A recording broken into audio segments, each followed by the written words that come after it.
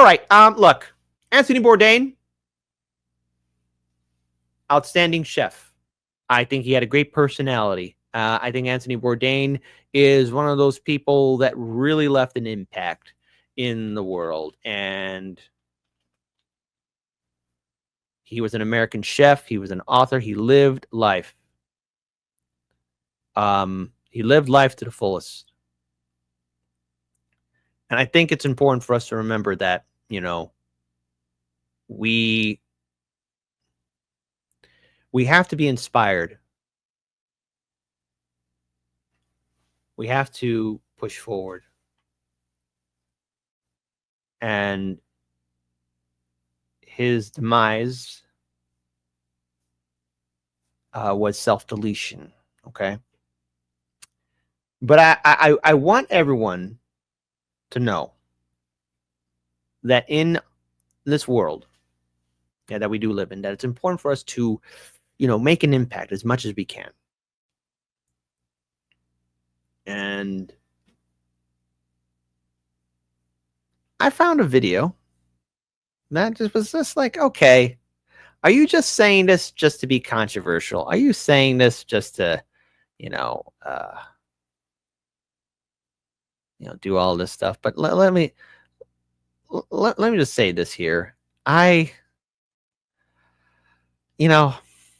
Sometimes people say things, and I get it. Everyone's entitled to an opinion.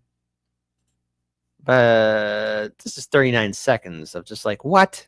Because I think Anthony Bourdain and what he's done has helped inspire people. Anthony Bourdain broke how a generation of men eat. The cult of personality he left in his wake is frankly insufferable. A lot of what we're seeing in food culture, chef culture today has its roots in the type of eating and journalism Anthony Bourdain did. Bourdain treated ordering soup like a search and rescue mission, and now every man thinks they have to spelunk into some cave in order to get a bowl of pho, and unless they do, they're not really having dinner. Yeah, exactly. Men. That's right, men. Spelunk in a cave. Do it.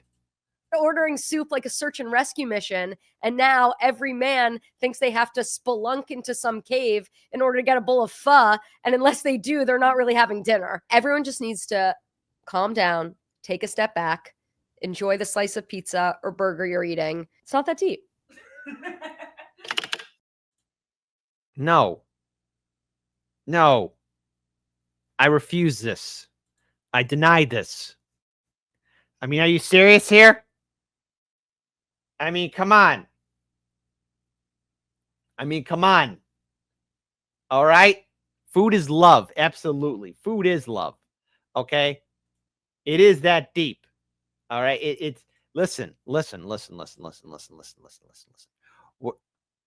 one thing to say things, but look, he made an impact.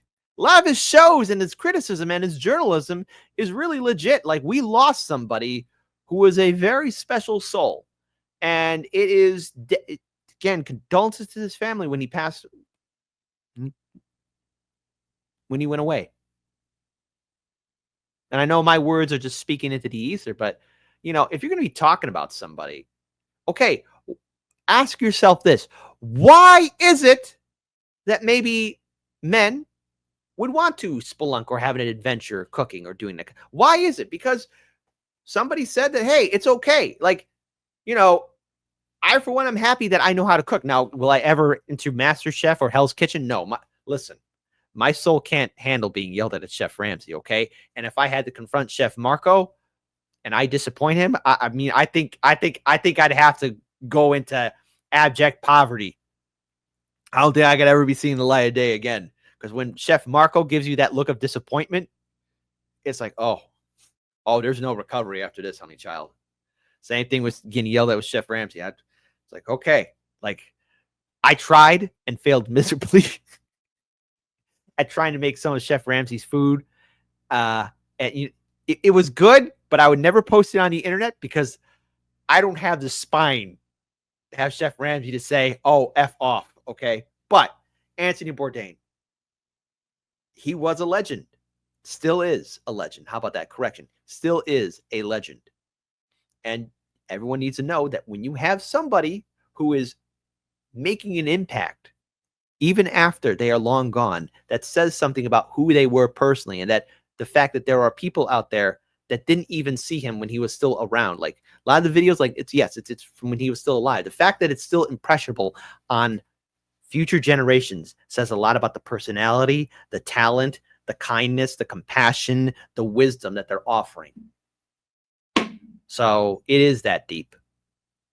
So men and women, young and old, no matter the color of your skin or who you worship, go ahead and spelunk in that cave and get yourself that hamburger, the golden hamburger, the hamburger necklace. And if you know what I reference from hamburger necklace, you are an elite chosen one.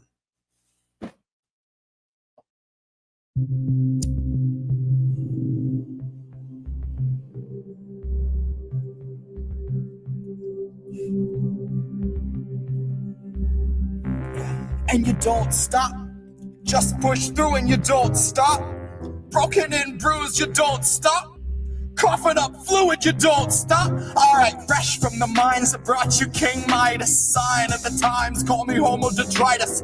Karma's a beast and its fleas make a plague look childish. Are we home of the brave or the best or the brightest? None of the above, and my answer's as final as one wrong look at one of Brooklyn's finest.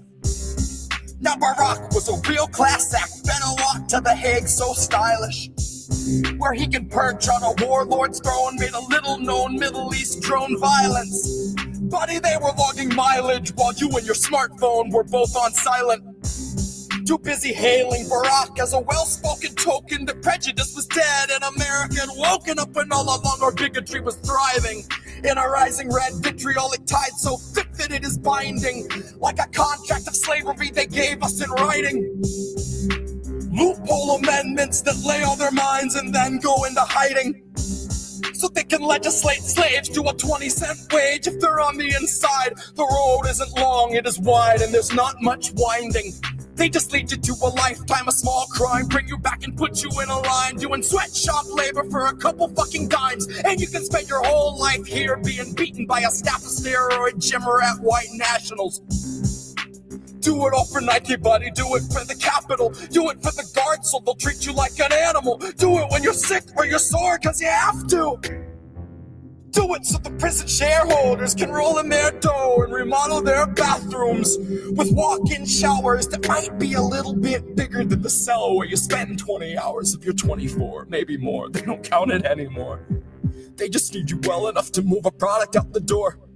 They just got a marble countertop and on tile floors. Heated fucking seats on a bidet that you help them afford. But they won't lift a finger if your warden goes overboard, makes your common area an unspoken COVID ward. Lets you intermingle like he hadn't really done before.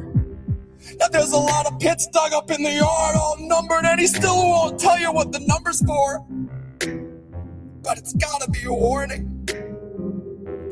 And probably the kind that you might need thunder for. When the realization strikes, they've been grouping you tight and restricting your time outside. It won't take a genius to link it to all of the coughing that's keeping you up every night. So if you can't abide slaves, I'll state the case plain. A prisoner shares the same rights. And your tax dollars are lining the pockets of those who ensure that the luxuries of medicine and showers are consistently denied. And you can spend 8 years if you're black because you burned up a trash can, but you won't see any time if you rape when you're young and you're white. And in 5 years' time, that white rapist guy gets a job as a guard where he finds a new prey to dehumanize. And it's ingrained as a part of our system of justice so deeply that it's not scrutinized. And if we're talking capital punishment, all of these assholes with bludgeons who call themselves justice could probably be euthanized. Rather than giving them 70 humans to supervise, torture, and brutalize. Sensitivity training can't teach you the value of human life. It's a message that's basic. Our nature has shaped it and culture is born out of breaking it down and then seeing it crucified. I feel like I'm watching every day with exponentially more lucid eyes, till I'm drooling out my cheek and down my side, and my eyes are the dullest shade of overdose white. When just a dose of reality hits like an overdose might. It's a gross mentality that keeps this country going. Makes you wonder why we're keeping it alive. And we don't stop. Just push through and you don't stop. Coughing up fluid, you don't stop. Guards gang rape you and you don't stop. They take your commissary, you don't stop. Your mother's being buried, you don't stop. When nothing is forgiven, you don't stop. When life's not living, you don't stop. You just push through and you don't stop. Coughing up fluid, you don't stop. Guards gang rape you and you don't stop. Broken egg throws, you don't stop. They take your commissary, you don't stop. Your mother's being buried, you don't stop. When nothing is forgiven, you don't stop. When life's not living, you don't stop. You just push through, you don't stop. Coughing up fluid, you don't stop. Guards gang rape.